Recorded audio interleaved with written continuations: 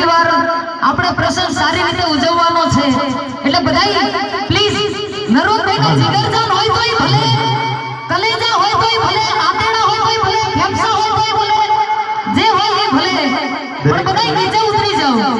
વિનંતી છે કે સાહેબ સ્ટેટ ઉપરથી વિનંતી છે પારુલબેન જ્યારે સાહેબ આટલું બધું કહી રહી છે, આપણા રાઠવા સમાજનું ગૌરવ છે સાહેબ.